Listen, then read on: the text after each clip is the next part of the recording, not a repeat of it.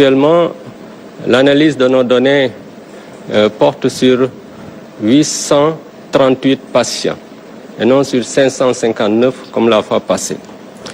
Et parmi ces 838 patients, nous avons 727 patients âgés de plus de 12 ans.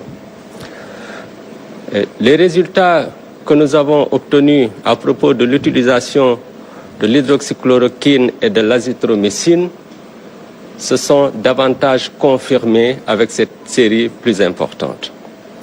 C'est vrai, la durée médiane qui était de 10,5 jours est en ce moment à 10 jours versus 12 jours si le patient n'avait pas pris le traitement indiqué.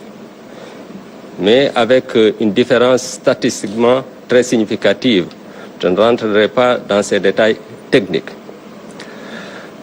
C'est aussi un traitement bien toléré parce que la prévalence des effets secondaires est entre 2 et 3%. Et plus important encore, tous les patients qui ont pris ce traitement en stade précoce de la maladie n'ont pas eu de complications et aucun n'est décédé. Ces résultats sont importants. C'est vrai, il faut empêcher la survenue de complications, la survenue de décès, mais la réduction de la durée d'hospitalisation a un impact sur le psychisme du patient. Quand on dure dans un centre de traitement en isolement, à la longue, ça peut entraîner un stress qui peut être préjudiciable. Donc réduire cette durée d'hospitalisation, ne serait-ce que de 2 jours, est un élément important.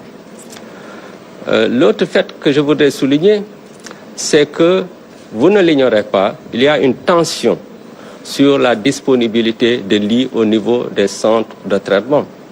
C'est pour cela que la prise en charge à domicile est encore indiquée en ce moment. Il faut s'adapter au contexte.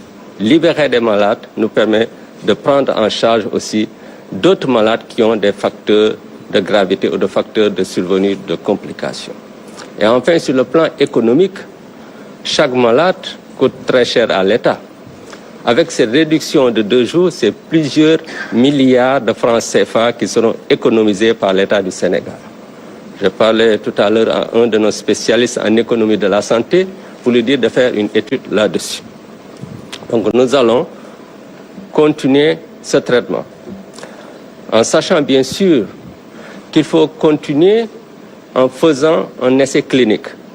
Si on s'était basé sur l'essai clinique, on n'aurait pas commencé le traitement jusqu'à ce jour. Pour preuve, il n'y a aucun traitement validé au niveau mondial au moment où je vous parle. Même l'OMS n'a pas encore terminé son étude. Tout ceci pour expliquer pourquoi agir en tant que médecin peut parfois être différent d'agir en tant que chercheur. Mais en dehors des traitements, je voudrais parler des signes cliniques. Au début, on se focalisait beaucoup sur la fièvre et les signes respiratoires, l'éternuement, la toux, les difficultés respiratoires. Mais chaque jour qui passe nous montre que plusieurs types de signes divers et variés peuvent être observés, ayant trait à l'atteinte d'un appareil ou de plusieurs appareils au système de l'organisme. Je ne vais pas détailler tous ces signes, mais 2 signes ont attiré mon attention. C'est l'anosmie et l'ageusie. L'anosmie, c'est la perte de l'odorat. L'ageusie, c'est la perte du goût. Plus précisément, un trouble de la perception du goût du salé, du sucré, de l'amer, de l'acide et même du goût du glutamate de sodium. Ces signes sont évocateurs de Covid-19 durant cette période. Je ne dis pas spécifique, parce qu'on peut les voir dans la grippe et dans d'autres pathologies. Mais dans plus de 50% des cas, les patients qui présentent ces signes, quand ils sont testés au Covid-19, s'avèrent véritablement être infectés par le virus SARS-CoV-2. Je vais donc inciter à ceux qui présentent ces signes de s'auto-isoler pour éviter de contaminer leur entourage, mais aussi de saisir la cellule d'alerte pour que le nécessaire soit fait pour une meilleure prise en charge dans les meilleurs délais. L'autre élément sur le plan clinique qu'il me paraît essentiel de souligner, c'est la possibilité de survenir de séquelles. Les séquelles peuvent être de plusieurs ordres. Même si ce n'est pas courant, c'est important d'avoir cela à l'esprit. Et je le souligne parce que j'aimerais que les patients qui ont eu un rendez-vous, que ces patients-là respectent ces rendez-vous qui leur sont donnés. Je peux donner l'exemple des séquelles respiratoires, la fibrose pulmonaire qui peut survenir chez des patients qui ont eu des lésions pulmonaires étendues durant la maladie. Un rendez-vous leur est donné en général 3 mois après la sortie pour faire le bilan de la situation. Et ceux qui n'ont pas eu de rendez-vous doivent également consulter s'ils sentent un signe qui leur paraît anormal, même plusieurs mois après la guérison. Ceci dit, avant de terminer, je vais, pour une fois, répondre à 3 questions qui m'ont été posées. Habituellement, je ne le fais pas, mais je pense que je vais prendre la liberté de le faire aujourd'hui. La première question m'a été posée par Saleh Gueye de Seneweb, qui pose des questions à propos du Covid organique, où il parle de lenteur. En réalité, il n'y a pas de lenteur. La recherche scientifique a ses normes. Même la recherche concernant des médicaments connus prend du temps, je vous l'ai dit tout à l'heure. Il n'y a aucun traitement validé internationalement à l'heure actuelle. Même l'OMS n'a pas fini son étude. Alors que dire d'une étude qui porte sur un produit dont on ne connaissait pas encore tous les constituants? Il y a des études précliniques qui ont été menées sous la houlette du directeur de la pharmacie et du laboratoire. Et probablement, dans les jours ou semaines à venir, nous recevrons le rapport et à partir de ce rapport, nous verrons comment asseoir un essai clinique parce qu'il faut évidemment tester le Covid organique, mais aussi l'artémisia du Sénégal. Donc, le processus suit son cours.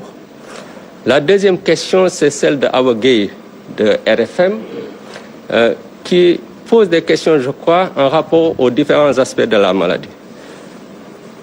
Oui, nous avons une mine d'informations sur cette pathologie. Mais évidemment, nous ne communiquerons publiquement que sur des éléments qui permettent de donner des recommandations ou des conseils. Il ne sert à rien de vous donner des chiffres sur tout ce que nous avons. Par contre, sur le plan scientifique, toutes ces données feront l'objet de plusieurs publications qui vont être faites en temps voulu. Et tout ceci, c'est quelque chose également qui prend du temps. Et la troisième question, c'est celle de Al-Hassan Ba, de TFM, qui me demande de lui dire, pas sérieusement, mais très sérieusement, si je suis d'accord avec les mesures prises par le chef de l'État. Comme je l'ai répété au niveau de la presse nationale et internationale, le technique a pour rôle de conseiller et d'accompagner un processus. Il n'appartient pas aux techniques de dire est-ce qu'il est d'accord ou pas d'accord par rapport à une décision de l'État. Pour la simple et bonne raison que le scientifique, même si je vais utiliser un mot péjoratif, est quelque part borné. Parce qu'il est scientifique, il s'occupe des aspects scientifiques. C'est le président qui a une vue sur les aspects économiques, les aspects sociaux, les aspects sécuritaires, les aspects géostratégiques, les aspects diplomatiques. Donc quelqu'un qui a une vue globale est plus à même de connaître la décision qui est la plus bonne, qui est la meilleure pour le pays. Donc ça, j'aimerais vraiment que ce soit très bien compris. D'autant plus que, en cas d'épidémie, au début, le scientifique peut commander les décisions. Mais quand l'épidémie dure du fait de ces différentes implications, ce sont les réalités du terrain qui commandent les décisions à prendre. Vous voyez, même sur le plan scientifique, on sait que la prise en charge à domicile, ce n'est pas préférable dans notre mode de vie. Mais on arrive à une situation où il faut le faire parce qu'il y a des malades qui refusent de venir se faire traiter à l'hôpital, du fait parfois de la stigmatisation et d'autres facteurs, mais on ne doit pas les abandonner, on doit les prendre en charge.